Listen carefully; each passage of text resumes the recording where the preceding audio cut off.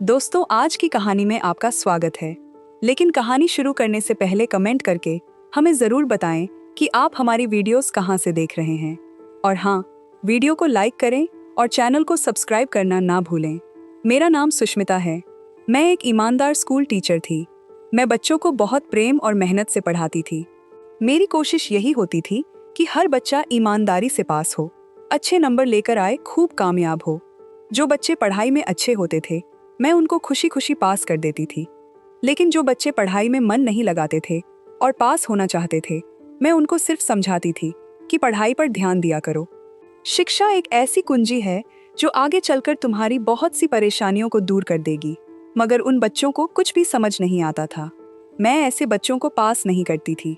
एक ऐसा ही बच्चा जो मेरी क्लास में पढ़ता था, जो हमेशा शरारत करता था और पढ़ाई में बिल्कुल जीरो था, उसको मैंने फेल कर दिया। तो उस बच्चे के अमीर बाप ने मुझे अपने बेटे को पास करवाने के लिए रिश्वत देने की कोशिश की। जब मैंने उसकी रिश्वत लेने से इनकार कर दिया तो उसने पूरे मोहल्ले के सामने मेरी इज्जत को मिट्टी में मिला दिया और मेरे शरीर को अपने गुंडों के सामने। मेरी शादी को 7 साल हो गए थे। मैंने ग्रेजुएशन किया हुआ था। शादी के बाद मेरे पति के साथ मेरी जिंदगी अच्छी गुजर रही थी। मेरे ससुराल में मेरे पति और उनकी माँ के अलावा कोई भी नहीं था। मेरे पति अच्छी नौकरी करते थे। हमारे घर में कोई परेशानी नहीं थी। लेकिन एक बीमारी ने उसको अपनी चपेट में इतनी बुरी तरह से ले लिया था कि वह हमेशा बीमार रहने लगे। उनका बहुत इलाज किया, मगर उनकी बीमारी दिन ब दिन बढ़ती चली गई और वह पहले से भी ज्यादा कमजोर हो गए। उन्होंने नौकरी करना भी छोड़ दिया था। उनके पास जो जमा पूंजी थी, वह सब उनके इलाज पर उठ गई। हम लोग बहुत परेशान रहने लगे थे। शादी के 1 साल बाद ही मैंने बेटे को जन्म दिया था। हमारा बेटा छोटा सा मासूम था। मैंने उसका नाम कबीर रखा था। हम दोनों पति पत्नी अपने बेटे से बहुत प्यार करते थे। हम दोनों चाहते थे कि उसका भविष्य सुनहरा हो। लेकिन मेरे पति की बीमारी ने हमारे घर की व्यवस्था को इतना ज्यादा खराब कर दिया था कि हमारे पास अब भूखा रहने की नौबत आ गई थी। मेरी सास भी अच्छी औरत थी। उन्होंने हमेशा मुझे अपनी बेटी समझा था। जब हमारे घर के हालात बहुत ज्यादा बिगड़ गए, मेरे पति के इलाज के लिए पैसों की जरूरत ज्यादा पड़ने लगी, तो मैंने कई बार अपने मायके जाकर अपने माता पिता से अपने पति के इलाज के लिए पैसे लिए थे। 3-4 बार तो उन्होंने मुझे पैसे दे दिए थे। लेकिन कोई बार बार हमें पैसे नहीं दे सकता, कोई बार बार हमारी मदद नहीं कर सकता। मेरे 2 भाई थे और दोनों ही शादीशुदा थे। उनके अपने परिवार भी थे। मुझे उन लोगों से पैसे मांगना अच्छा तो नहीं लगता था, लेकिन मैं क्या करती। मैं बहुत परेशान रहने लगी थी। मैं अपने पति को खोना नहीं चाहती थी। उनका इलाज करवाने के लिए मैंने हर मुमकिन कोशिश की थी, लेकिन ऊपर वाले ने उनकी जिंदगी बस इतनी ही रखी थी कि वह जल्द ही इस दुनिया को छोड़कर चले गए। और फिर उनके जाने के बाद हमारे घर के हालात और भी ज्यादा खराब हो गए। मेरी सास भी अपने बेटे के गम में निढाल रहती थी। आखिरकार आकाश, मेरे पति, उनके इकलौते बेटे थे। मेरी सास ने पहले अपने पति को खो दिया था और अब अपने बेटे को खोकर वह गहरे सदमे में चली गई थी। काफी दिनों बाद उनकी हालत संभली थी। आखिरकार मरने वाले का अफसोस कब तक किया जा सकता है। जो जिंदगी बची है वह तो गुजारनी ही होती है। अब मेरे लिए मेरी सास और मेरा बेटा बचे थे।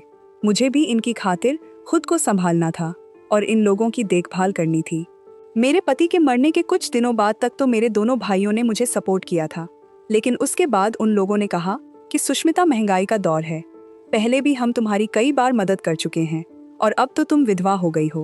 अब भी काफी दिन हो गए तुम्हारे घर का खर्चा उठाते हुए, लेकिन अब हम आगे तुम्हारे लिए कुछ नहीं कर सकते। मैंने उन लोगों से रोते हुए कहा कि ठीक है, अब आप लोग हमारी परवाह मत कीजिए। वैसे भी अब आगे मुझे ही कुछ करना है। मैं आखिरकार आप लोगों की मदद ले लेकर कब तक जीती रहूंगी। मैंने फैसला कर लिया था कि मैं नौकरी करूंगी। मैंने जब अपने बड़े भैया को यह बात बताई तो उन्होंने कहा कि तुमने यह फैसला बहुत अच्छा किया। अब अपना घर चलाने के लिए और अपने बेटे की परवरिश करने के लिए तुम्हें ही नौकरी करनी पड़ेगी। मेरे भैया ने मेरी मदद की थी और अपने एक दोस्त के थ्रू मेरी एक अच्छे स्कूल में नौकरी लगवा दी थी। यह बहुत ही बड़ा स्कूल था और जहाँ से मुझे अच्छी खासी सैलरी भी मिल जानी थी। मैंने टीचिंग करनी शुरू कर दी। मेरा बेटा छोटा था और मेरी सास बूढ़ी औरत थी, लेकिन फिर भी उन्होंने मुझे सपोर्ट किया और कहा कि बहू, तुम स्कूल चली जाया करो और घर के सारे काम मैं देख लिया करूंगी। कबीर को भी मैं ही संभाल लिया करूंगी। आखिरकार तुमने अपना पति खोया है, तो मैंने भी तो अपना बेटा खोया है। अब इस बुढ़ापे में मैं कुछ तो नहीं कर सकती। तुम ही इस घर को चला सकती हो। मैं सुबह से लेकर शाम के 5 बजे तक स्कूल में होती थी। मेरी सास ही घर के सारे काम देखती थी, मेरे बेटे को भी संभालती थी, खाना भी बनाती थी और घर पहुंचते ही मुझे भी खाना दिया करती थी। जो बाकी के काम हुआ करते थे वह मैं देख लेती थी, क्योंकि वह बूढ़ी औरत थी। मैं जानती थी कि उनसे ज्यादा काम नहीं होते, लेकिन फिर भी वह हिम्मत नहीं हारती। वक्त गुजरता गया और मुझे नौकरी करते हुए 3 साल हो गए थे। मेरी सैलरी मामूली थी, लेकिन उसमें मेरा और मेरे परिवार का गुजारा आराम से हो रहा था। पूरा मोहल्ला मुझे जानता था, सब लोग मेरी इज्जत करते थे, क्योंकि मैं जिस स्कूल में पढ़ाती थी वहाँ हमारे मोहल्ले के भी काफ़ी सारे बच्चे पढ़ते थे। वो बच्चे मुझसे घर में रात के समय ट्यूशन लेने भी आते थे। मेरी जिंदगी बहुत सिंपल थी, ना दौलत थी, ना कोई बड़ी जायदाद थी। बस मेरे पति का यह छोटा सा घर था जिसमें मैं उसकी माँ और बेटे के साथ रहती थी। मेरे पति जिस दफ्तर में नौकरी करते थे वहाँ उन्होंने हमेशा ईमानदारी और समझदारी से काम किया था। वह हमेशा मुझसे यही कहते थे कि कभी बेईमानी नहीं करनी चाहिए, कभी किसी का हक नहीं मारना चाहिए, कभी झूठ नहीं बोलना चाहिए, कभी गलत तरीके का पैसा घर में नहीं लाना चाहिए। वह कहते थे कि मैं अपने बेटे को भी एक ईमानदार इंसान बनाऊंगा। यही कुछ उसूल थे जिन्हें मैंने भी अपनी जिंदगी का हिस्सा बना लिया था। उस दिन जब मैं स्कूल से वापस घर आई तो दरवाजा खोलते ही मेरे कदम वहीं रुक गए थे। सुबह जब मैं घर से निकली थी तो सब नॉर्मल था, मगर अब घर के अंदर एक अजीब सा सन्नाटा था। मेरी सास जमीन पर बैठी हुई थी, उनकी आंखें लगातार रोने की वजह से लाल हो चुकी थी। उनके चेहरे पर थकान साफ नजर आ रही थी। मैं एक लम्हे के लिए घबरा गई, क्योंकि मेरा बेटा कबीर मुझे कहीं दिखाई नहीं दे रहा था। मेरे दिल में ना जाने कितने बुरे बुरे ख्याल आने लगे थे। मैं जल्दी से उनके पास गई और घबराहट से बोली, माँ जी क्या हुआ है? सब ठीक तो है? सुबह तो सब कुछ ठीक था, कबीर कहाँ है? उन्होंने मेरी तरफ देखा, उनकी आंखों से एक बार फिर आंसू बहने लगे। वह रोते हुए बोली, तुम्हारे बेटे ने मेरा यह हाल कर दिया। कबीर सारा दिन मुझे बहुत परेशान करता है। बहू, तुम ही उसे समझाओ कि मुझे अकेली औरत को इतना परेशान ना किया करें। बहू, मैं सारा दिन उसके काम करते करते पागल हो जाती हूँ। माँ जी की बातें सुनकर मुझे उन पर तरस आने लगा था। वह बिल्कुल ठीक कह रही थी। मेरा बेटा बहुत शरारती था, 3 साल का था, मगर उनकी नाक में दम कर देता था। मेरी सास को अकेले घर के सारे काम भी करने पड़ते थे और मेरे बेटे को भी संभालना होता था। इस उम्र में उनके लिए इतना ज्यादा काम करना मुश्किल हो रहा था। मैंने उनको समझाया कि माँ जी आप फिक्र मत कीजिए, मैं बहुत जल्द उसका स्कूल में एडमिशन करवा दूंगी। मेरे पास अभी इतने पैसे नहीं थे कि मैं अपने बेटे का एडमिशन करवा सकती, क्योंकि मेरी सैलरी भी जितनी घर में आती थी सब खत्म हो जाती थी। ना बचत हो पाती थी और ना ही उन पैसों से कोई एक्स्ट्रा काम होता था। मैं जिस स्कूल में टीचिंग करती थी मैं वहाँ भी अपने बेटे का एडमिशन करवा सकती थी, लेकिन वहाँ भी मेरे बेटे का फ्री एडमिशन थोड़ी होता, वहाँ भी मुझे पैसे ही देने पड़ते। अभी मेरे पास इतने पैसे नहीं थे कि मैं कबीर की पढ़ाई का खर्चा उठा सकती। मैंने कहा, माँ जी अच्छा आप यह बताइए वह है कहाँ? फिर मैंने धीरे से सहारा देकर उनको ज़मीन से उठाया और बेड पर बिठाया। फिर फ्रिज से पानी निकालकर एक गिलास ठंडा पानी उनके हाथ में दिया और कहा कि पानी पी लीजिए। मैं जानती हूँ कि सारा दिन आप पर काम का लोड बहुत ज़्यादा हो जाता है, खुद को संभालिए। उन्होंने कहा, बहू यह सब क्या हो गया है? हमारी ज़िंदगी कितनी अच्छी गुजर रही थी। मेरा बेटा नौकरी पर जाता था, तुम घर संभालती थी, मैं तुम्हारी मदद कर दिया करती थी, लेकिन अब इस बूढ़े शरीर में इतनी जान नहीं है कि तुम्हारे बेटे को भी संभालूं और घर को भी देखूं। मैंने कहा कि माँ जी आपको परवाह करने की ज़रूरत नहीं है, घर के काम आप छोड़ दीजिए, मैं आकर कर लिया करूँगी, आप बस कबीर का ध्यान रखा कीजिए। माँ जी की आंखों में आंसू थे। उन्होंने मेरे चेहरे पर हाथ फेरते हुए कहा, बहू मुझे अच्छा नहीं लगता, तुम इतनी मेहनत करके आती हो और फिर उसके बाद घर के भी कामों में लग जाती हो। मैं चाहती हूँ कि तुम घर आने के बाद आराम किया करो। मैंने कहा कि अच्छा आप रोना बंद कीजिए, सब कुछ ठीक हो जाएगा, आप फिक्र मत कीजिए, कबीर को मैं समझा दूंगी, वह आपको परेशान नहीं करेगा। उसकी शरारतें बहुत बढ़ती जा रही हैं, मैं जानती हूँ, लेकिन वह बच्चा है, मैं उसे डांट सकती हूँ, मार नहीं सकती। आप तो जानती हैं कि वह आपसे कितना लगाव रखता है, मुझसे डरता है, लेकिन आपसे नहीं डरता, इसलिए आपको तंग करता है। माँ जी ने कहा कि अरे बेटा कोई बात नहीं, उसमें मुझे मेरा आकाश नजर आता है। इसका बाप भी बचपन में ऐसा ही था। माँ जी को तसल्ली देने के बाद मैं अपने कमरे में गई, जहाँ दूसरे कोने में कबीर बेड पर उल्टा सीधा सो रहा था। उसके चेहरे पर मासूमियत थी। घर की दीवारें उसकी हरकतों की गवाही दे रही थी। दीवारों पर कलर से उसने अजीब अजीब तरह की पेंटिंग्स बनाई हुई थी। कहीं कार्टूनस बने हुए थे, कहीं लाइन ड्रॉ की हुई थी। 2 गिलास टूटे हुए थे, टॉयज एक तरफ बिखरे हुए थे, कुछ के पहिए अलग थे, कुछ के हाथ पांव टूट चुके थे। एक तकिए की रुई बाहर निकली हुई थी। ऐसा लग रहा था जैसे पूरे घर में आंधी आकर गुजर गई हो। कबीर की यही आदत थी, वह एक लम्हा भी सुकून से नहीं बैठता था। हर चीज को खोलना, तोड़ना, उलट पलट करना, अजीब अजीब सवाल पूछना, एक ही बात को बार बार दोहराना, कभी हंसना, कभी अचानक गुस्से में आ जाना। माँ जी सारा दिन उसको संभालने में लगी रहती थी। मैंने अब ठान लिया था कि इस साल मैं उसका स्कूल में एडमिशन करवा कर ही रहूंगी। मैंने पहले तो अपने कपड़े चेंज किए, उसके बाद खामोशी से टूटा हुआ सामान एक तरफ रखा, बर्तन उठाकर धोए, टॉयज उठाकर बॉक्स में जमा किए, झाड़ू उठाकर पूरा कमरा साफ किया, बिखरे हुए कपड़े फोल्ड करके रखे, दीवार से जितना भी रंग साफ हो सकता था साफ किया। लगभग 1 घंटे की मेहनत के बाद घर कुछ बेहतर नजर आने लगा था। इतनी देर में मेरी सास भी कुछ संभल चुकी थी। मैं उनके पास जाकर बैठी तो वह दोबारा रोने लगी, मगर इस बार उनके आंसू किसी और वजह के थे। वो धीरे से बोली, मुझे माफ कर देना बहू, मैंने गुस्से में कह दिया था कि कबीर मुझे बहुत तंग करता है, लेकिन क्या करूं, वो मेरा पोता है, मुझे तंग नहीं करेगा तो किसे करेगा। मैंने उनके हाथ पर अपना हाथ रखा और मुस्कुराकर कहा, कोई बात नहीं माँ जी, हम दोनों एक ही परीक्षा से गुजर रहे हैं।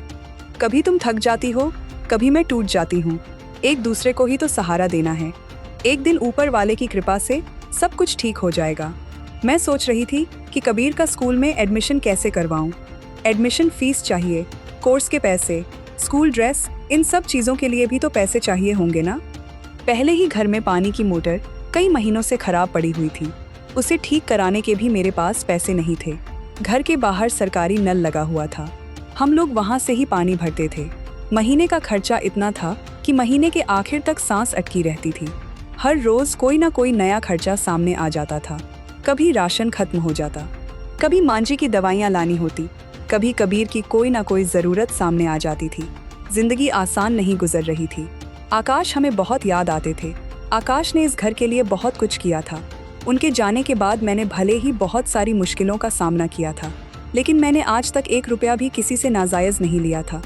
मैंने हमेशा यही सोचा था कि चाहे जिंदगी कितनी भी मुश्किल क्यों ना हो जाए, भूखा क्यों ना रहना पड़ जाए, मगर अपने पति की तरह मैं भी ईमानदारी से ही पैसा कमाऊंगी। बाकी जो ऊपर वाले को मंजूर होगा वही मेरी किस्मत होगी। मेरी सास कभी कभी कहती थी कि मैं जरूरत से ज्यादा उसूलों पर चलने वाली औरत हूँ। इतना ज्यादा उसूलों पर चलने वाला तो उनका बेटा भी नहीं था। उनका मानना था कि मैं अगर अपनी जिंदगी के कुछ फैसले बदल देती हूँ तो आज हमारी जिंदगी अच्छी गुजर रही होती और हम इसी तंगी में जिंदगी ना गुजार रहे होते। कई बार जब हम अकेले बैठे होते तो वह धीरे से कहती कि सुष्मिता, तुमसे एक बात कहूँ, बुरा तो नहीं मानूंगी। मैं कहती कि जी माँ जी, कहिए क्या बात है।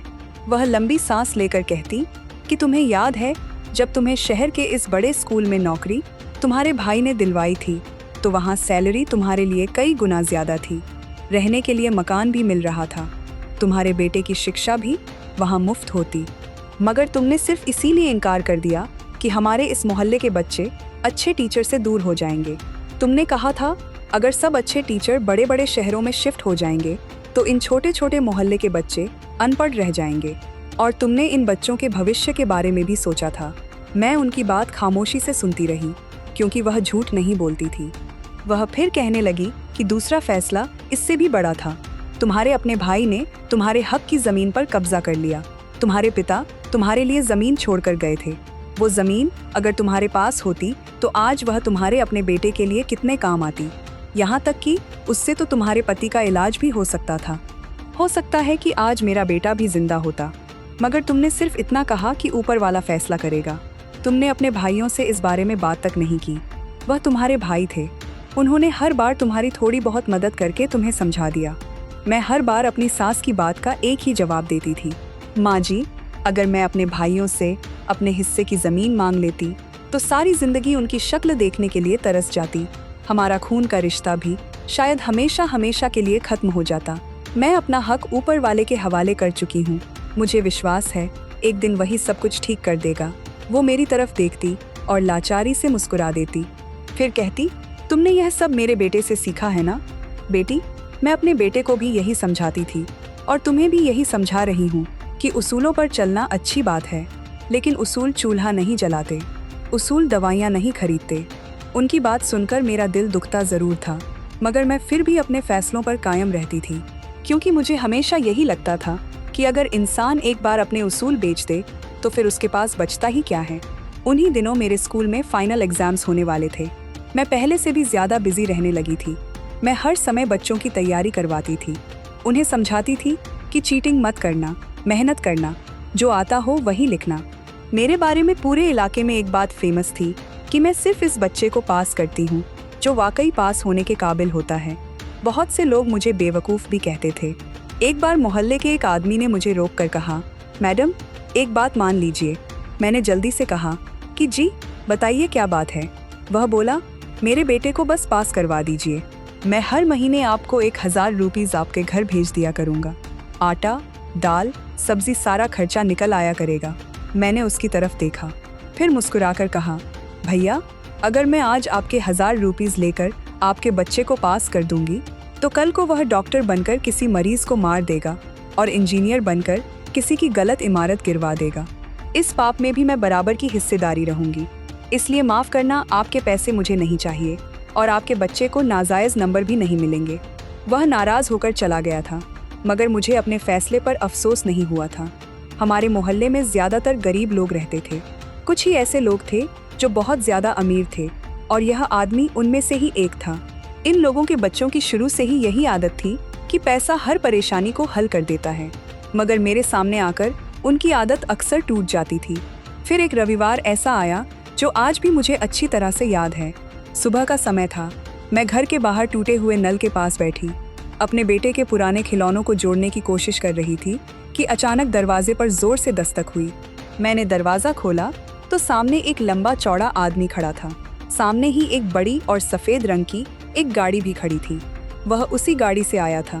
उसने महंगे कपड़े पहने हुए थे, उसके हाथों में फूलों से बना बुके था। मैं इस आदमी को नहीं जानती थी कि यह कौन है। यह मेरे पति का भी कोई जानने वाला नहीं था। तो फिर कौन था? मैंने कहा कि जी बताइए। उसने कहा कि सुष्मिता राघव आप ही हैं, स्कूल टीचर। मैंने कहा कि जी। इतने में मेरी सास भी बाहर आ गई थी। उन्होंने जल्दी से कहा, अरे अरे कपिल जी, आइए आइए, अंदर आइए ना, आप बाहर क्यों खड़े हुए हैं? मैंने अपनी सास की तरफ हैरानी से देखा कि वह इस आदमी को जानती थी। वो आदमी अंदर आ गया। हमारे घर में एक ही कुर्सी थी। मेरी सास ने जल्दी से वह कुर्सी साफ की और उनके सामने रख दी। वो उस पर बैठ गए। मेरे बेटे ने रोज की तरह घर में सारी चीजें इधर उधर बिखेर रखी थी। मेरी सास हंसते हुए बोली, कपिल जी, यही मेरी बहू है और बहू यह कपिल जी हैं। कपिल राय जी बहुत अमीर आदमी हैं। इनका बेटा तुम्हारे ही स्कूल में पढ़ता है। यह कल तुम्हारे बारे में पूछने के लिए आए थे, तो मैंने उनसे कहा कि तुम तो रविवार के दिन ही घर में मिलोगी, इसलिए यह आज तुमसे मिलने के लिए आए हैं। आप दोनों बैठकर बातें करो, मैं अभी आप लोगों के लिए चाय लेकर आती हूँ। उस आदमी ने मेरी तरफ एक नज़र भी नहीं डाली और मेरी सास से बोले, अरे नहीं माँ जी, रहने दीजिए, आज चाय पीने नहीं आया हूँ। आज मुझे सुष्मिता जी से बहुत ज़रूरी बात करनी है, वही करके वापस चला जाऊँगा। मैंने इज्जत से कहा कि जी सर, कहिए क्या बात है। वह थोड़ा आगे झुके, फिर हंसकर बोले, मेरा बेटा हरीश है ना, वह आपके क्लास में है। वह कहता है कि आप उसके क्लास टीचर हो। फिर उनका चेहरा सीरियस हो गया। वह बोले, बात यह है कि मेरा बेटा पढ़ाई में थोड़ा कमज़ोर और है। हम चाहते हैं कि उसे थोड़ा पढ़ा लिखा कर बाहर विदेश भेजें, उसे बड़ा डॉक्टर बनाएं, मगर शुरू से ही बेचारा फेल होता आ रहा है। मेरे बेटे का दिल छोटा हो जाएगा। पिछले साल भी उसे तुमने फेल कर दिया था, इस साल उसे पास कर देना, बदले में जो भी मांगोगी मिलेगा। मैं आपको कुछ भी देने को तैयार हूँ। उनकी बात सुनते ही मैंने देखा कि मेरी सास के चेहरे का रंग बदल गया। वह जानती थी कि आदमी मुझसे इस बारे में बात करने के लिए आया है, मगर मुझसे छुपा रही थी। उनकी नज़रें जल्दी से कबीर की तरफ गई। मुझे अंदाज़ा हो गया था कि उनके दिल में क्या चल रहा है। शायद वह सोच रही थी कि अगर आज कुछ पैसे मिल जाए तो कबीर का स्कूल में एडमिशन हो जाएगा। वह धीरे से इस आदमी से कहने लगी, कपिल साहब, जब से मेरा बेटा इस दुनिया से गया है, हमारे परिवार की तो व्यवस्था ही खराब हो गई। हम लोग बहुत परेशानियों का सामना कर रहे हैं। और मेरा पोता अभी वह बात पूरी भी ना कर सकी थी कि मैंने नरमी से कहा कि माँ जी, आप जरा अंदर जाइए, मैं इनसे बात करती हूँ। उन्होंने मेरी तरफ देखा, शायद वह समझ गई थी कि मैं क्या करने वाली हूँ। वह खामोशी से अंदर चली गई। कपिल राय जल्दी से बोले, क्या हुआ? आपका बेटा बीमार है क्या? कितने पैसे चाहिए? अरे मैडम जी, आप तो बस एक बार बता दो, आपको कितने पैसे चाहिए, मैं दे देता हूँ। फिर आप देखो, आपकी परेशानियाँ चुटकियों में हल कर दूंगा। मैंने बहुत इज्जत से कहा, देखिए कपिल साहब, मेरे लिए स्कूल का हर बच्चा बराबर है, चाहे वह अमीर हो या गरीब। मैं सबकी कॉपियाँ एक ही नज़र से देखती हूँ। अगर आपका बेटा अच्छे नंबर लेकर आएगा तो वह ज़रूर पास हो जाएगा। हमारे स्कूल में एक नियम है कि अगर कोई बच्चा 1-2 नंबर से रह जाए तो हम उसे दोबारा पेपर देने की ऑफ़र देते हैं। यह सहूलियत सबके लिए है। अगर हरीश भी 1-2 नंबर से रह गया तो मैं उसे भी पास कर दूंगी, उसकी दोबारा परीक्षा ले लूँगी। अगर उसके बहुत ज़्यादा कम नंबर आए तो फिर मैं उसे गलत तरीके से पास नहीं कर सकती। मैंने मुस्कुराकर आगे कहा, अभी तो एग्ज़ाम शुरू भी नहीं हुए, कल पहला एग्ज़ाम है। आपके पास तो ऊपर वाले का दिया सब कुछ है, उसके लिए कोई अच्छा ट्यूटर रख लीजिए। कुछ दिन बच्चे को मोबाइल से दूर रखिए, दोस्तों के साथ खेलना बंद करवाइए, पूरा ध्यान पढ़ाई पर दिलवाइए। ऊपर वाले की कृपा से वह अपनी मेहनत से पास हो जाएगा। मैंने आखिर में कहा, इससे ज़्यादा मैं आपके लिए कुछ भी नहीं कर सकती और ना ही मुझे आपसे कुछ चाहिए। आप हमारे घर आए, यही हमारे लिए इज्जत की बात है। मैंने उनसे पूरी बातचीत बहुत ही इज्जत से की थी, मगर मेरी बात खत्म होते ही कपिल राय के चेहरे का रंग बदल गया। उनकी आंखों में सख्ती आ गई थी। वह धीरे से बोले, मतलब अगर मेरा बेटा फेल हुआ तो उसे फेल ही करूंगी। मैंने सुकून से जवाब दिया कि मैंने यह तो नहीं कहा कि मैं आपके बेटे को फेल करूंगी। मैं सिर्फ इतना कह रही हूँ कि अगर वह फेल होने के काबिल हुआ तो फिर वह फेल ही होगा। यह सुनते ही वह गुस्से से अपनी जगह से खड़े हो गए। उन्होंने जोर से अपना पांव जमीन पर मारा। उनके चेहरे पर ऐसा गुस्सा था जैसे किसी ने उनकी बेइज्जती कर दी हो।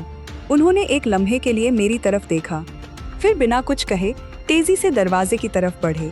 उनका नौकर भी खामोशी से फूलों का बुके वापस उठाकर उनके पीछे चल दिया।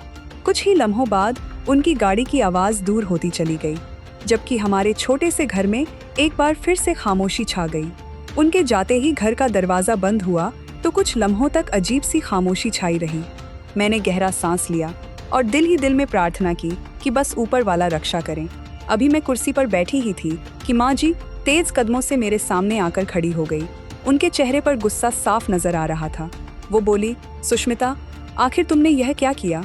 एक बार मेरी बात भी मान लेती तो कौन सा आसमान टूट पड़ता। वह वैसे भी एक बिजनेसमैन का बेटा है, सारी जिंदगी उसे अपने पिता का कारोबार ही तो संभालना है। तुम उसको एक क्लास में रुककर क्या बदल लोगी? पूरा सिस्टम क्या तुम अकेले ही ठीक कर लोगी? ये दुनिया ऐसे नहीं चलती। कभी कभी हालात के साथ चलना पड़ता है। अगर आज तुम उसे पास कर देती तो कुछ पैसे ही मिल जाते, घर के हालात ठीक हो सकते थे, तुम्हारे बेटे का एडमिशन हो सकता था। मगर तुम्हें तो किसी की फिक्र ही नहीं है। तुम्हारे उसूल ही सबसे बड़े हैं। ना मेरी कोई तकलीफ तुम्हें नजर आती है, ना अपने बेटे की। मैं खामोशी से उनकी बात सुनती रही। वह लगातार बोलती जा रही थी। उनके दिल में काफी सारा दुख जमा था और आज जैसे सब एक साथ बाहर निकल कर आ रहा था।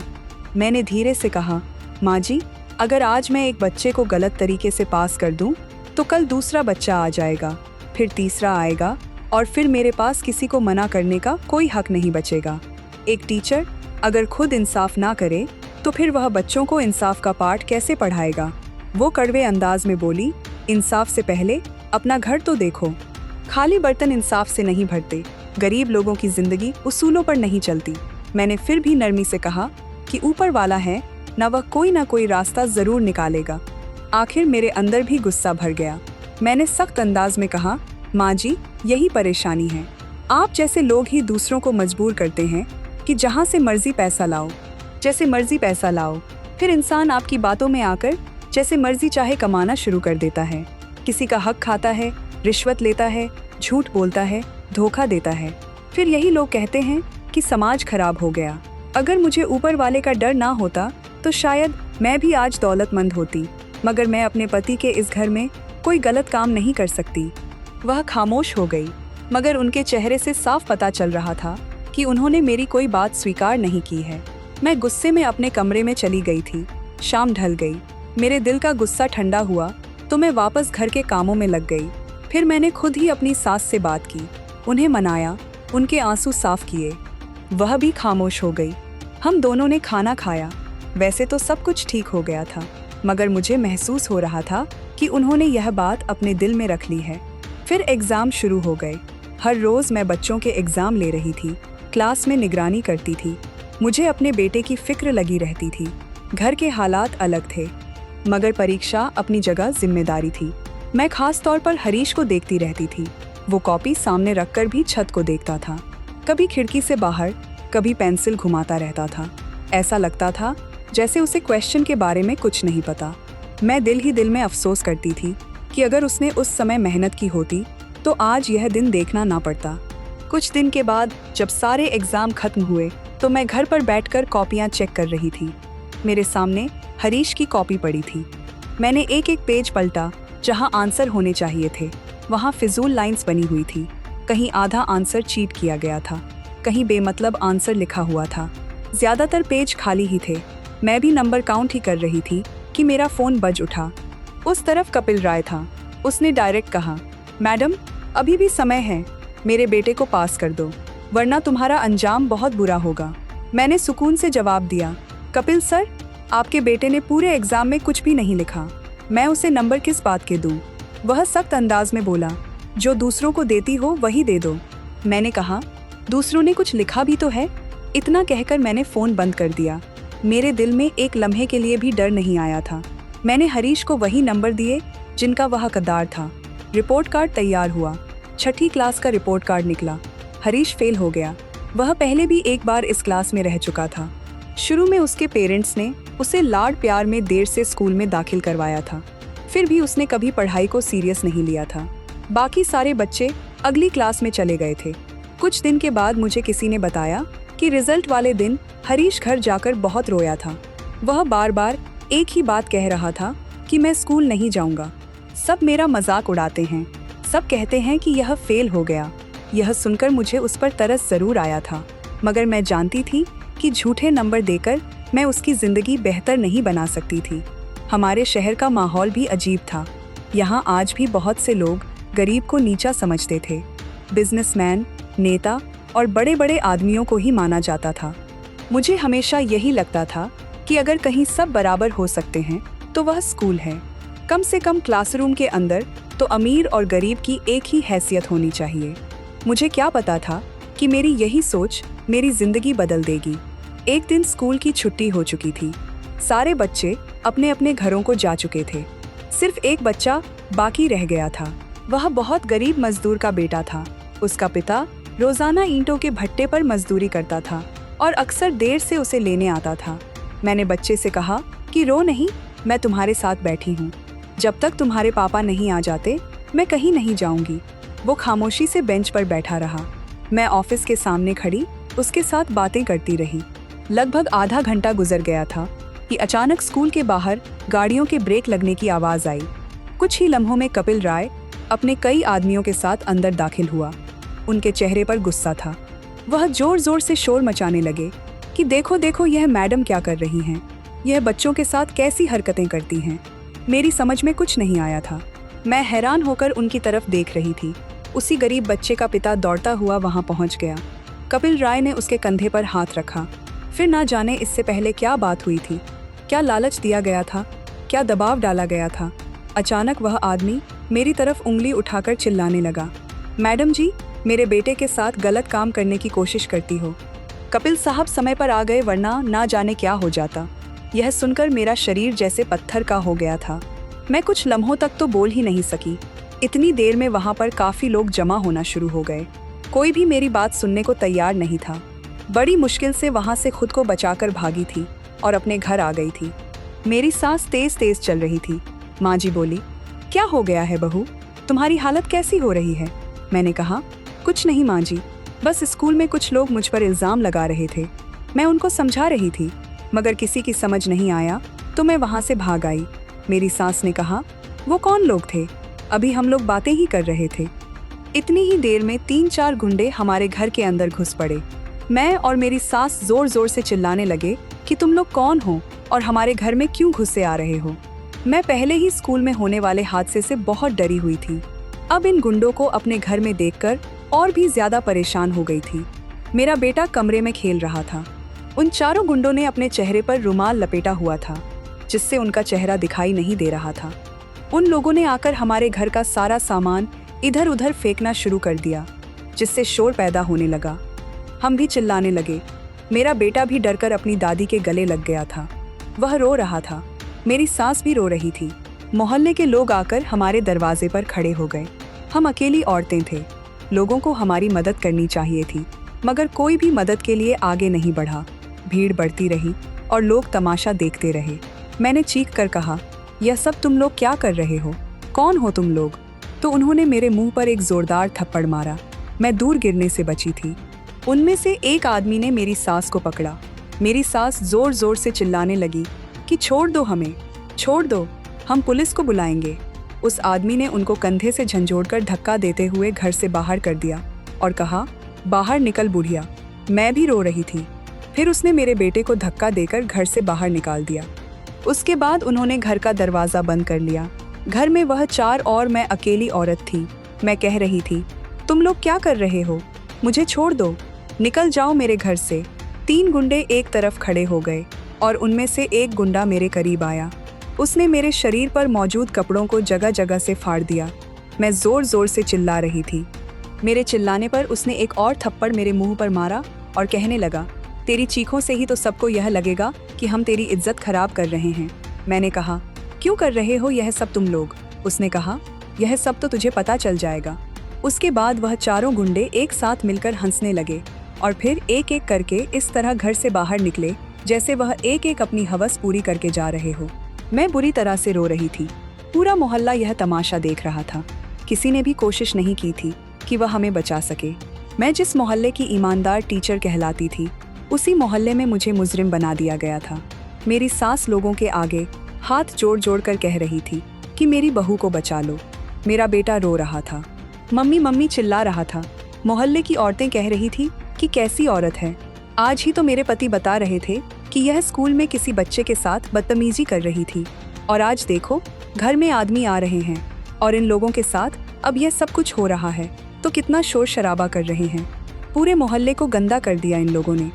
मेरी सास ने जब यह बात सुनी तो वह जोर जोर से चिल्लाने लगी और इन लोगों के सामने हाथ जोड़ने लगी कि नहीं, मेरी बहू ऐसी नहीं है, वो बहुत ही अच्छी औरत है। स्कूल में भी उस पर इल्ज़ाम लगाया जा रहा था, मगर वह अकेली औरत इतने सारे लोगों को विश्वास नहीं दिला सकी। उस दिन मेरी सारी इज्जत मिट्टी में मिला दी गई थी। जिस इंसान ने बच्चों को हमेशा अच्छाई सिखाई थी, उसे लोग बुराई की मिसाल बना रहे थे। पूरे मोहल्ले में यह मशहूर हो गया कि उन चारों गुंडों ने घर में घुसकर मेरी इज्जत खराब कर दी और मैं खराब औरत हूँ। वो चारों अपना इरादा पूरा करके मेरे घर से निकल गए थे। दरवाज़ा खुलते ही मेरी सास एक झटके से अंदर आई और मुझसे लिपट कर फूट फूट कर रोने लगी। हम तीनों चिल्ला चिल्ला कर रो रहे थे, मगर कोई हमें तसल्ली देने वाला नहीं था। मेरे चेहरे पर थप्पड़ों के निशान थे। मैं सोच रही थी कि शायद इंसान की बरसों की कमाई हुई इज्जत को मिट्टी में मिलाने के लिए सिर्फ एक झूठा इल्ज़ाम ही काफ़ी होता है। सच कहते हैं कि जिस घर में मर्द नहीं होता, वहाँ औरतों पर जुल्म करना लोगों के लिए बहुत आसान हो जाता है। मेरे कपड़े जगह जगह से फटे हुए थे, होठ से खून बह रहा था। सांस लेती तो पूरे शरीर में दर्द की लहर दौड़ जाती, मगर शरीर की तकलीफ से कहीं ज्यादा मेरे दिल की तकलीफ थी। सारी जिंदगी मैंने अपने पति और अपनी इज्जत को संभाल कर रखा था। वह कुछ लम्हों में ही मेरे सामने मिट्टी में मिल गई थी। मेरी सास और मेरा बेटा बुरी तरह से रो रहे थे। कबीर के भी आंसू रुकने का नाम नहीं ले रहे थे। मेरी सास कबीर को सीने से लगाकर कमरे में चली गई, क्योंकि वह अपने मासूम पोते को उसकी माँ की ऐसी बेइज्जती देखते हुए और बर्दाश्त नहीं कर सकती थी। तभी मेरी नज़र जैसे ही अपने घर के दरवाजे पर गई तो मैंने देखा कि मेरे घर के दरवाजे से धीरे धीरे चलते हुए कपिल राय अंदर की तरफ आ रहा है। वो मुझसे कुछ दूरी पर आकर खड़ा हो गया। उसके चेहरे पर जीत भरी मुस्कुराहट थी। मैं समझ गई थी कि वह आदमी उसके ही भेजे हुए थे। वो धीरे से मेरे करीब बैठा और कहने लगा, अरे मैडम, यह आपके साथ क्या हो गया? मुझे बहुत अफसोस है आपकी इस हालत पर। अब जमाना क्या कहेगा? मैं उसे घूर कर देख रही थी। मन तो कर रहा था कि उसकी जान ले लूं, लेकिन मैं लाचार औरत थी। मैं कुछ नहीं कर सकती थी। वो मेरे घर ऐसे आया था जैसे बहुत बड़ा मसीहा है, लेकिन मैं जानती थी कि वह कितना घटिया इंसान है। उसने मुझसे बदला लिया था। कुछ देर के बाद वह वहां से चला गया। धीरे धीरे मोहल्ले के लोग भी बोर होने लगे थे। तमाशा खत्म हो चुका था।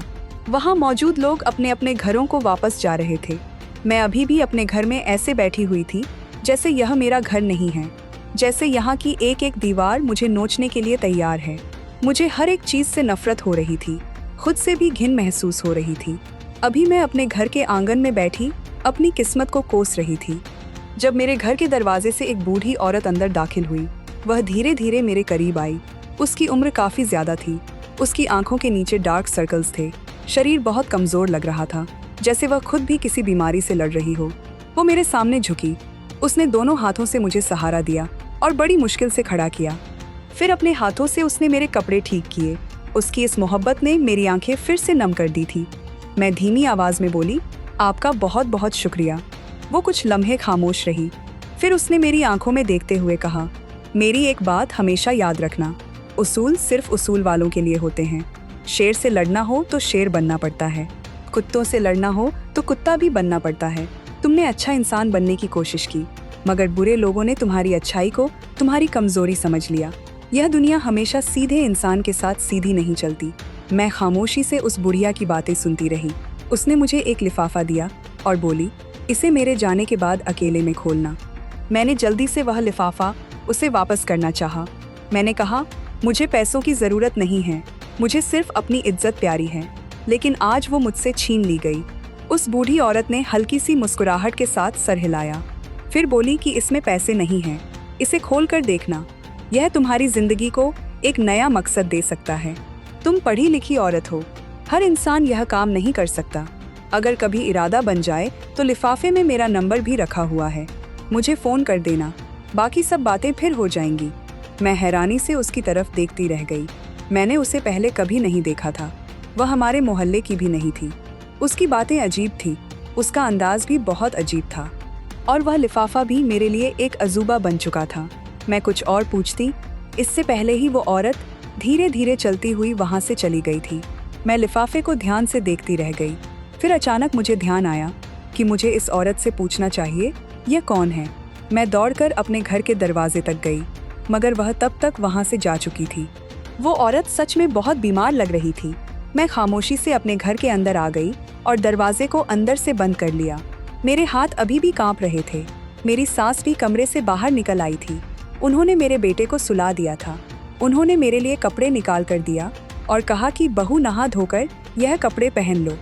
मेरी हालत देखकर मेरी सास की आंखों से भी आंसू निकल रहे थे। मैं कपड़े लेकर बाथरूम में चली गई। मैंने आईने के सामने खुद को देखा तो मेरे चेहरे पर जख्मों के निशान थे। यह जख्म तो एक दिन वक्त के साथ साथ भर जाएंगे, मगर आज मेरी इज्जत पर जो जख्म लगा था वह सारी जिंदगी नहीं जाने वाला था। अगले दिन स्कूल से मैसेज आया कि मेरी नौकरी चली गई थी। मैंने जब यह बात अपनी सास को बताई तो उन्होंने कहा कि बहू, यह तो होना ही था, अभी तो हमारे साथ और भी बहुत कुछ बड़ा होना है। अब तुम्हारी नौकरी चली गई, इस मोहल्ले में अब हमारा रहना मुश्किल हो जाएगा। हर गली के लोग हम पर उंगलियां उठाएंगे, हर बच्चा तुम्हें देखकर बातें करेगा। मैं तो कहती हूँ कि इस मोहल्ले को छोड़ देते हैं, वहाँ चलते हैं जहाँ हमें कोई ना जानता हो, जहाँ हम नई जिंदगी शुरू कर सकें। मैं काफ़ी देर तक खामोश बैठी रही। मुझे उस लिफाफे के बारे में याद आया जो मुझे वह बूढ़ी औरत देकर गई थी। मैंने वह लिफाफा अपनी अलमारी से निकाला। पहले उस लिफाफे की तरफ देखा और अपनी सास के आंसुओं की तरफ। आखिर में मैंने धीरे से कहा कि आप ठीक कह रही हैं, अब हमें कुछ करना होगा। मेरे दिमाग में बार बार इस लिफाफे का ख्याल आ रहा था। मैं समझ रही थी कि शायद इसमें कुछ पैसे होंगे या किसी एनजीओ का पता होगा, मगर ना जाने क्यों मेरे दिल में अजीब सा एहसास था। इस लिफाफे के अंदर कुछ और ही है। मैं खामोशी से चारपाई पर बैठ गई। कबीर भी कमरे के एक कोने में बैठा अपनी ही दुनिया में मगन था। मेरी सास सामने खामोशी से खड़ी हुई थी। उनकी आंखें लगातार रोने की वजह से सूज चुकी थी। मैंने वह लिफाफा बड़ी सावधानी से खोलना शुरू किया। लिफाफा खोलते ही मुझे एहसास हुआ कि यह कोई मामूली लिफाफा नहीं है। उसके अंदर सिर्फ एक लेटर नहीं रखा था, बल्कि एक मोटा सा पैकेट भी था। मैंने धीरे धीरे उसकी तह खोली। अंदर 2-3 कागजात थे। जैसे ही मेरी नज़र उन पर पड़ी और मैंने उन्हें पढ़ना शुरू किया तो कुछ ही लम्हों में मेरे चेहरे के एक्सप्रेशन बदलने लगे। हर पेज पढ़ते हुए मेरे दिल की धड़कनें तेज होती जा रही थी। पहला कागज़ खत्म किया, फिर दूसरा, फिर तीसरा। आखिरी पन्ने तक पहुंचते पहुंचते मुझे पूरी बात समझ आ गई थी। मैंने जल्दी से आखिरी वाले पेज पर लिखे हुए मोबाइल नंबर को डायल किया और एक लम्हा बर्बाद किए बिना फ़ोन मिला दिया। कुछ घंटियां बजने के बाद दूसरी तरफ से उसी बूढ़ी औरत की आवाज़ आई। वो बोली कि लगता है तुमने सब कुछ पढ़ लिया है। मैंने धीमी आवाज़ में कहा कि जी, मैंने सब पढ़ लिया, अब मुझे क्या करना है। वो कुछ लम्हे खामोश रही, फिर बोली, ज़्यादा सवाल मत पूछो, अभी सिर्फ मेरी बात ध्यान से सुनो। लगभग आधे घंटे बाद एक गाड़ी तुम्हारे घर के सामने आ जाएगी। अगर तुम्हारे पास कोई ऐसी चीज़ है जो तुम्हारे दिल के बहुत करीब है तो सिर्फ वही साथ ले लेना, बाकी सब छोड़ देना। फिर खामोशी से अपने बच्चे और अपनी सास के साथ गाड़ी में बैठ जाना। वो गाड़ी तुम्हें सीधा मेरे पास ले आएगी, बाकी सारी बातें यहाँ आकर होंगी। मैंने पूछना चाहा, आखिर यह सब क्या है? आप कौन हैं? मुझे कहाँ बुला रही हैं? मगर उसने सिर्फ इतना कहा, यह सब जानने के लिए तुम्हें यहाँ आना होगा। फिर उसने फ़ोन बंद कर दिया। मैं काफ़ी देर तक मोबाइल हाथ में लेकर बैठी रही। अगर यह ज़्यादा समय पहले की बात होती तो शायद मैं इस औरत पर विश्वास ना करती, मगर अब मेरी ज़िंदगी वैसे भी बर्बाद हो चुकी थी। नौकरी जा चुकी थी, इज्जत मिट्टी में मिल चुकी थी। मोहल्ले वालों ने भी हमें बुरा भला कहना शुरू कर दिया था। मेरे पास खोने के लिए अब कुछ भी बाकी नहीं बचा था। और जो कुछ मैंने उन कागजात में पढ़ा था, उसके बाद मुझे विश्वास हो गया था कि यहाँ से भागना नहीं था। यह शायद मेरी ज़िंदगी के एक नए रास्ते की शुरुआत थी। मैंने अपनी सास को आवाज़ दी। जल्दी से मेरे पास आ गई वो। मैंने उनकी तरफ देखकर कहा कि कबीर को तैयार कर लीजिए, हम यहाँ से चल रहे हैं। उन्होंने पूछा, क्या हुआ? हम कहाँ जा रहे हैं? मैंने सर हिलाते हुए कहा, अभी मुझे भी पूरी तरह से पता नहीं है, मगर मैं इतना जानती हूँ कि यहाँ अब हमारा कुछ नहीं बचेगा। आगे उन्होंने मुझसे कोई सवाल नहीं किया। शायद उन्होंने मेरे चेहरे पर वह विश्वास देख लिया था जो कई महीनों के बाद पहली बार वापस आया था। वह जल्दी से कबीर के कपड़े बदलने लगी। मैंने घर के अंदर नज़र दौड़ाई। यह कमरा था, यह टूटा हुआ सामान, यह दीवारें, यह सब हमारी बेशुमार यादों से भरा हुआ था। मगर अब समय यादों को समेटने का नहीं था। मैंने अपनी कुछ पसंदीदा किताबें उठाई, अपने ज़रूरी डॉक्यूमेंट्स रखे, 2-3 जोड़ी कपड़े रखे और कुछ ज़रूरी कागजात, माँ जी की दवाइयाँ, और बस इतना ही सामान लिया। बाकी सब कुछ पीछे वहीं छोड़ दिया। लगभग आधा घंटा गुजरा होगा कि घर के बाहर गाड़ी के रुकने की आवाज़ आई। मैं बाहर निकली। एक बड़ी काले रंग की गाड़ी हमारे दरवाजे के सामने खड़ी हुई थी। ड्राइवर गाड़ी से उतरा। उसने ना कोई सवाल किया और ना ही बताया कि वह कौन है। सिर्फ इज्जत से सर झुकाया और हमारा सामान उठाकर गाड़ी में रखने लगा। हम तीनों खामोशी से गाड़ी में बैठ गए। गाड़ी धीरे धीरे मोहल्ले से निकल गई थी। मैं खिड़की से बाहर देखती रही। वही स्कूल, वही गलियां, वही मोहल्ला, वही रास्ते जहां मैंने कई साल दिए थे, सब पीछे रहते जा रहे थे। मांझी भी खामोश बैठी हुई थी। कबीर कभी खिड़की से बाहर देखता और कभी अपनी दादी के कंधे पर सर रख देता। काफ़ी देर यात्रा जारी रही। फिर मैं रास्तों को पहचानने लगी। मैंने समझ लिया था कि हम दूसरे शहर में आ चुके हैं। वहां दाखिल होने के बाद गाड़ी चौड़ी सड़कों से गुजरी, फिर एक सुनसान और सुकून भरे इलाके में मुड़ गई। कुछ मिनट बाद एक बड़े सुंदर बंगले के सामने जाकर रुक गई। लोहे का बड़ा सा गेट खुला। गाड़ी अंदर दाखिल हुई। हरी घास, सुंदर फूल, साफ सुथरा लॉन, ऊंचे ऊंचे पेड़, सब कुछ किसी मूवी जैसा लग रहा था।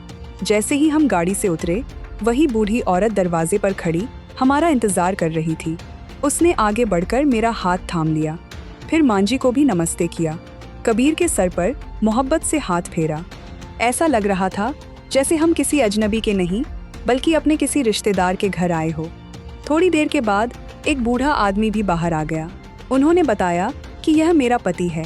फिर वह लोग मुस्कुराते हुए हमें घर के अंदर ले गए थे। ऐसा महसूस हो रहा था जैसे वह पहले से ही हमारे आने की तैयारी कर चुके हो। मुझे लॉन में रखी हुई आरामदायक कुर्सी पर बैठा दिया गया। कुछ ही मिनट के बाद ठंडा पानी लाया गया, फिर गर्म चाय, उसके बाद खाना टेबल पर सजा दिया गया। मैं कई घंटों से भूखी थी। मांझी कबीर का भी यही हाल था, मगर मैं झिझक रही थी। उस बूढ़ी औरत और उसके पति ने मुस्कुराते हुए कहा, पहले सुकून से खाना खा लीजिए, बाद में बात हो जाएगी। इधर कबीर पहली बार कई दिनों बाद खुश नजर आ रहा था। वो लॉन में दौड़ने लगा, कभी घास पर बैठ जाता, कभी फूलों को देखता, कभी पानी के फव्वारे के पास चला जाता। मैं घबराकर बोली, मेरा बेटा पहली बार यह सब कुछ देख रहा है, इसलिए बहुत खुश हो रहा है, कहीं यह किसी चीज को नुकसान ना पहुंचा दे। तो वो बूढ़ा आदमी बोला, नहीं कोई बात नहीं बच्चा है, खेलने दो। काफी समय के बाद शायद उसे इतनी खुली जगह मिली है। उसकी बात सुनकर मेरे दिल पर जैसे बोझ सा हल्का हो गया था। खाना खत्म होने के बाद वह बूढ़ा आदमी और उसकी पत्नी अपनी कुर्सी से उठे। बूढ़ी औरत मेरे सामने आकर बैठ गई। कुछ लम्हे खामोशी से मुझे देखती रही। फिर उसने गहरा सांस लिया और धीमे अंदाज में बोली, अब समय आ गया है, मैं तुम्हें बताऊं असल बात क्या है। उस बूढ़ी औरत ने पानी का एक घूंट पिया, फिर कुर्सी से टेक लगाकर मेरी तरफ देखा। उसकी आंखों में अजीब सी थकान थी और सालों का दर्द भी था। वह अपने पति से बोली, आप ही सुष्मिता को सब कुछ बताइए। फिर उसका पति भी बराबर वाली कुर्सी पर आकर बैठ गया। उस आदमी ने कहा, मैं आज आपको पहली बार देख रहा हूँ। मेरी पत्नी ने मुझे बताया था आपके बारे में कि कल आपके साथ क्या क्या हुआ। मुझे बहुत अफसोस हुआ। दरअसल हमारी कोई संतान नहीं है, सिर्फ मैं और मेरी पत्नी है। ऊपर वाले ने हमें बहुत दौलत दी है, यह बंगला है, किसी चीज की कमी नहीं है, मगर संतान तो भाग्यशाली लोगों की होती है। अब जिंदगी के आखिरी दिन चल रहे हैं। मेरी पत्नी को कैंसर है, डॉक्टर साहब कह चुके हैं कि ज्यादा समय बाकी नहीं है। मैं खामोशी से उनकी बात सुनती रही। वह दोबारा बोले, हम कपिल राय को बहुत अच्छे से जानते हैं। जहाँ पर उसका घर है वहीं कभी हमारा भी घर हुआ करता था। दरअसल मैं कपिल राय को अपना भाई मानता था, उस पर अंधा भरोसा करता था, मगर उसने मेरी दोस्ती का नाजायज फायदा उठाया। उसने एक ऐसा संगीन जुर्म किया जिसे मैं आज तक नहीं भूल सका। उस जमाने में उसके पास बहुत पैसा था। उसने पुलिस को खरीद लिया, अफसरों को खरीद लिया, गवाहों को खरीद लिया। मुकदमे की फाइलों पर ताले लग गए, सब कुछ दफन हो गया। वह आज़ाद घूमता रहा और मैं सालों तक इंसाफ के लिए तड़पता रहा। मेरी पत्नी अकेले मेरे लिए तड़पती रही, तरसती रही, बीमार रही। इतना कहते हुए उनकी आवाज़ रोती हुई हो गई थी। उन्होंने टेबल पर रखे हुए कुछ कागजात मेरी तरफ सरका दिए, फिर बोले कि ऊपर वाला कभी बेगुनाहों को अकेला नहीं छोड़ता। कुछ दिन पहले मुझे एक ऐसा सबूत मिला है जो सालों पहले मेरे पास नहीं था। वही सबूत तुम इस लिफाफे में देख चुकी हो। अब अगर यह मुकदमा दोबारा खुल जाए तो कपिल राय के बचने का कोई रास्ता नहीं रहेगा। यही सबूत उसकी पूरी सल्तनत को डुबोने के लिए काफी है। मैं पूरे ध्यान से उसकी बात सुनती रही थी। वो आगे झुका और बोला, जिस मोहल्ले में तुम रहती हो वहाँ मेरी पत्नी के रिश्तेदार रहते हैं। वह उसी मोहल्ले में अपने रिश्तेदारों के यहाँ मिलने गई थी। जब उसने तुम्हारे घर पर हंगामा होते हुए देखा, कपिल राय और उसके आदमियों को तुम्हारे यहाँ देखा, तो वह सब समझ गई थी कि तुम्हारे साथ क्या हो रहा है। इसलिए उसने मुझे फोन पर सारी बात बताई और मैंने अपने नौकर के हाथ यह लिफाफा अपनी पत्नी को भिजवाया ताकि यह लिफाफा तुम तक पहुंच सके और तुम यहाँ मुझसे मिलने आ सको। देखो, मैं खुद यह जंग नहीं लड़ सकता। मैं भी काफी सारी बीमारियों से घिरा हुआ हूँ। हम पति पत्नी की जिंदगी का कोई भरोसा नहीं है, इसलिए मैं चाहता हूँ कि मेरे हिस्से की जंग अब तुम लड़ो। मैं हैरानी से उसकी तरफ देखने लगी। वो मुस्कुराकर बोला कि हाँ, पहले मैं तुम्हें नहीं जानता था, कभी मिला भी नहीं था, मगर तुम्हारे बारे में सारे इन्फॉर्मेशन निकालने के बाद पता चला कि तुम और तुम्हारा पति मोहल्ले के सबसे ईमानदार और इज्जतदार लोग हो। मेरी पत्नी ने अपनी आंखों से देखा कि तुम्हारे साथ क्या हुआ। क्या तुम नहीं चाहती कि तुम्हारे आरोपी को सजा मिले? अब वह कपिल राय सिर्फ मेरा दुश्मन नहीं बल्कि तुम्हारा भी दुश्मन बन चुका है। उसने तुमसे तुम्हारी इज्जत छीनी, तुम्हारी नौकरी छीनी, तुम्हारे बेटे का भविष्य छीना। अब वक्त आ गया है कि कानून उससे सब कुछ वापस ले ले। मैंने कहा, अगर मैं यह जिम्मेदारी स्वीकार कर लूं तो फिर क्या करना होगा? वो बोला, बहुत भागदौड़ करनी पड़ेगी, वकीलों से मिलना होगा, सरकारी ऑफिस जाने होंगे, पुरानी फाइलें निकलवानी होगी, गवाह तलाश करने होंगे। खतरा भी हो सकता है, मगर अगर एक बार ऊंट पहाड़ के नीचे आ गया तो फिर इंसाफ जरूर मिलेगा। सबसे बड़ी बात यह है कि जिस इल्जाम ने उसने तुम्हें पूरे स्कूल के सामने बदनाम किया था, हकीकत यह है कि सालों पहले वह खुद इसी गुनाह में शामिल हो चुका था और आज हमारे पास उसका पक्का सबूत मौजूद है। मैंने आंखें बंद करके कुछ लम्हे सोचा। मेरे सामने अपने बेटे का रोता हुआ चेहरा आ गया। फिर मैंने धीरे से कहा, मेरा इरादा ना हुआ होता तो मैं आपको कभी फोन ही नहीं करती। अब मैं यह जंग जरूर लड़ूंगी। ऐसे इंसान को उसके अंजाम तक पहुंचाना जरूरी है। बूढ़े आदमी ने सुकून का सांस लिया। उसकी पत्नी ने मेरा हाथ मजबूती से पकड़ लिया और बोली, आज से तुम अकेली नहीं हो। जब तक हम लोग जिंदा हैं, हर कदम पर तुम्हारे साथ रहेंगे। उसी दिन से हमने इस मुकदमे पर काम करना शुरू कर दिया था। मेरी सास और कबीर इसी बंगले में रहने लगे थे। कबीर की पढ़ाई शुरू हो चुकी थी। मैं सुबह से शाम तक कभी वकीलों के ऑफिस जाती, कभी अदालत, कभी सरकारी रिकॉर्ड रूम जाती थी। पुराने गवाहों को ढूंढने निकल जाती थी। महीनों की मेहनत के बाद आखिरकार वो दिन आ गया था जब अदालत की तरफ से कपिल राय के नाम नोटिस जारी हुआ। उसमें साफ लिखा था कि कपिल राय अदालत में पेश हो जाए और गिरफ्तारी के हुक्म भी जारी कर दिए गए थे। जब कपिल राय को पता चला कि यह पूरा मुकदमा मेरे हाथ में है, तो शायद पहली बार उसे महसूस हुआ था कि उसने जिस इंसान की इज्जत की धज्जियां उड़ाई थी, आज उसकी किस्मत का फैसला करने के मुकाम पर खड़ी है। एक दोपहर बंगले के बाहर गाड़ी आकर रुकी। मैलॉन में बैठी कागजात देख रही थी। नौकरों ने आकर बताया कि कपिल राय उससे मिलने आया है। मैंने इजाजत दे दी। वह धीरे धीरे चलता हुआ अंदर आया। आज उसकी चाल में ना घमंड था, ना आवाज में ताकत थी, ना चेहरे पर ईगो था। उसका सर झुका हुआ था, आंखों में डर साफ दिखाई दे रहा था। वो मेरे करीब पहुंचते ही अचानक मेरे कदमों में गिर गया और कांपती हुई आवाज में बोला, मैडम, मुझे माफ कर दो। अगर यह मुकदमा चल गया तो मैं बर्बाद हो जाऊंगा। मुझे सजा हो जाएगी, मेरी इज्जत खत्म हो जाएगी, मेरा बिजनेस ठप हो जाएगा, मेरा सब कुछ खत्म हो जाएगा। मैंने खामोशी से उसे देखा, फिर धीरे से कहा, जब तुमने मुझे पूरे मोहल्ले में बदनाम किया, स्कूल में मुझ पर गंदा इल्जाम लगाया, जब पूरे मोहल्ले के सामने मेरी इज्जत उछाली थी, जब मेरी सास और मेरे बच्चे को रुलाया था, तब एक लम्हे के लिए भी तुमने यह नहीं सोचा था, तब एक लम्हे के लिए भी तुमने यह नहीं सोचा था कि एक बेगुनाह इंसान पर क्या गुजरेगी। आज तुम चाहते हो कि मैं तुम्हारे लिए सोचूं। मैं क्यों सोचूं? तुमने जुर्म किया है, उसकी सजा भी तुम्हें मिलेगी। मैंने अपनी बात जारी रखते हुए कहा, यह मुकदमा सिर्फ मेरे लिए नहीं, हर उस इंसान के लिए है जिसे तुमने अपनी ताकत के नशे में कमजोर समझा। अब फैसला अदालत करेगी, मैं नहीं। वह मेरे कदमों में बैठ गए और काफी देर तक मिन्नतें करते रहा और काफी देर तक मिन्नतें करते रहा। रोने लगा, माफी मांगने लगा, मगर उस दिन मेरे दिल में उसके लिए तरस का एक कतरा भी बाकी नहीं बचा था। मेरी उम्मीद उससे बिल्कुल भी अलग थी और सिर्फ एक मुकदमा अदालत में नहीं चला, बल्कि जैसे ही कपिल राय के खिलाफ वर्षों पुराना मुकदमा दोबारा खुला तो न जाने कितने लोगों के हौसले भी जाग गए। हम दोनों, मतलब मैं भी और वह बूढ़ा आदमी महेश दीप के साहब भी, इस बात से बिल्कुल अनजान थे कि इस एक दरवाजे के खुलते ही इंसाफ के कितने और दरवाजे खुल जाएंगे। पहले एक आदमी सामने आया, फिर दूसरा, फिर तीसरा। हर कुछ दिनों के बाद कोई ना कोई नया इंसान अदालत पहुंच जाता था। किसी के पास पुराने कागजात होते थे, किसी के पास गवाह होते थे, किसी ने सालों तक खामोशी सिर्फ इसीलिए रखी हुई थी कि उसे अपनी जान का डर था। अब जब लोगों ने देखा कि कपिल राय पहली बार कानून के हथकंडे में फंस चुका है, तो उनके दिलों से भी डर निकलने लगा था। किसी ने बताया कि उसकी जमीन जाली कागजात बनाकर हड़प कर ली गई थी। किसी ने कहा कि उसके परिवार की इज्जत को पैसों के जोर पर दबा दिया गया था। किसी ने सालों पहले होने वाले एक जुल्म की दास्तां सुनाई। एक के बाद एक ऐसे ऐसे मुकदमे सामने आने लगे कि खुद अदालत भी हैरान रह गई। जिन फाइलों पर धूल जम चुकी थी, वह दोबारा खुलने लगी। जिन लोगों ने पैसे लेकर खामोशी जाहिर की हुई थी, उनमें से कुछ ने बुढ़ापे में आकर अपने मन का बोझ हल्का करने के लिए सच बोल दिया था।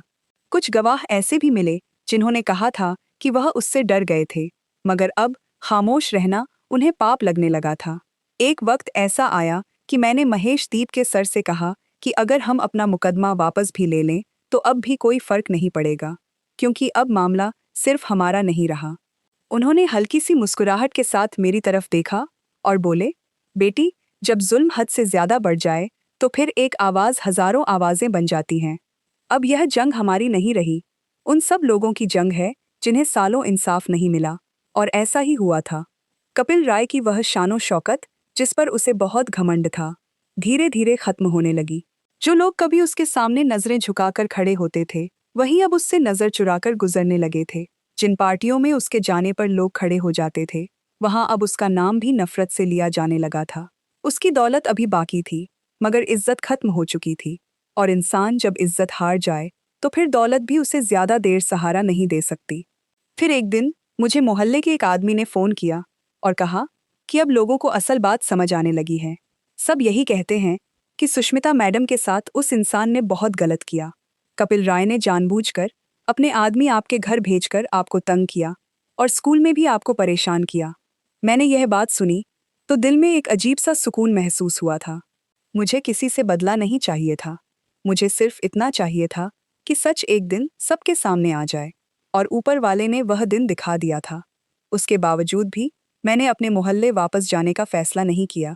कुछ जख्म ऐसे होते हैं जो भर तो जाते हैं, मगर उनकी जगह हमेशा निशान रह जाते हैं। उस मोहल्ले की हर गली मुझे अपनी बेइज्जती की याद दिलाती थी। हर रास्ता मुझे वह दिन याद दिलाता था जब उन गुंडों ने मेरी इज्जत को तार तार करने की कोशिश की थी। इसलिए मैंने फैसला किया था कि अब नई जिंदगी इसी शहर में शुरू करूंगी। ऊपर वाले ने मेरे लिए आसानियां पैदा कर दी थी। मुझे शहर के एक अच्छे स्कूल में नौकरी भी मिल गई थी। वहां किसी ने मेरे बीते हुए कल के बारे में नहीं पूछा था। लोगों ने सिर्फ मेरी एजुकेशन देखी थी, मेरा एक्सपीरियंस देखा था, मेरा कैरेक्टर देखा था। मैंने पहले दिन से वही उसूल अपनाए जो हमेशा अपनाती आई थी। मेरे बेटे को भी इसी स्कूल में एडमिशन दे दिया गया था, मेरा काम देखकर और यह सुनकर कि मैं विधवा हूं और मेरे सर पर किसी मर्द का सहारा नहीं है। तो उन लोगों ने मेरे बेटे की फीस माफ कर दी थी और मेरी सैलरी बढ़ाने के लिए भी कहा था।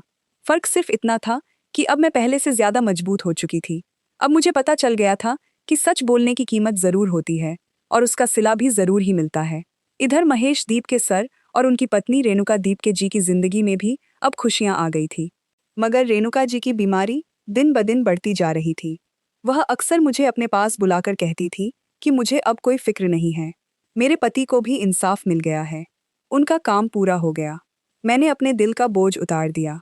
एक दिन वह खामोशी से इस दुनिया से विदा हो गई और महेश सर अकेले रह गए।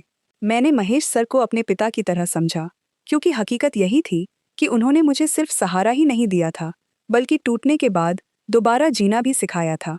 उनकी पत्नी के जाने के बाद वह अकेले रह गए थे। मैं और मांझी, हम दोनों ने एक ही फैसला किया था कि वह हमारे साथ रहेंगे। आज भी मैं उन्हें पिताजी कहकर पुकारती हूँ। वह भी हमें अपना परिवार समझते हैं और उन्होंने हमें अपने घर में जगह दी हुई है। वैसे तो वह भी बीमार रहते हैं, मगर उनका आशीर्वाद आज भी हमारे घर की सबसे बड़ी दौलत है। सबसे बड़ी खुशी मुझे इस समय मिली जब मैंने अपने बेटे को स्कूल जाते हुए देखा। मेरा बेटा पढ़ाई में बहुत अच्छा है। मेरी जिंदगी बहुत आसान गुजर रही है। मैं जब कभी रात को अपने कमरे में बैठकर गुजरे हुए दिनों के बारे में सोचती हूँ कि अगर मैं अपने उसूल बेच देती तो शायद सच में फायदा जरूर मिल जाता, मगर हमेशा के लिए खुद अपनी नजरों में गिर जाती। याद रखिए, सच को कुछ समय के लिए दबाया जा सकता है, लेकिन हराया कभी नहीं जा सकता। ईमानदारी की राह मुश्किल जरूर होती है, मगर उसकी मंजिल हमेशा इंसाफ होती है। आज का सवाल आप सबसे, अगर आपके सामने सच और लालच में से किसी एक को चुनने की नौबत आए तो आप किसका साथ देंगे? अपनी राय कमेंट में जरूर लिखिए। अगर आपको भी लगता है कि इस समाज में सच, ईमानदारी और इंसाफ जिंदा रहने चाहिए, तो इस कहानी को एक लाइक जरूर करें, चैनल को सब्सक्राइब करें और ऐसे ही दिल को छू लेने वाली कहानियों के लिए हमारे परिवार का हिस्सा बन जाएं। आपका एक सब्सक्राइब हमें और भी बेहतर कहानियां लाने की हिम्मत देता है।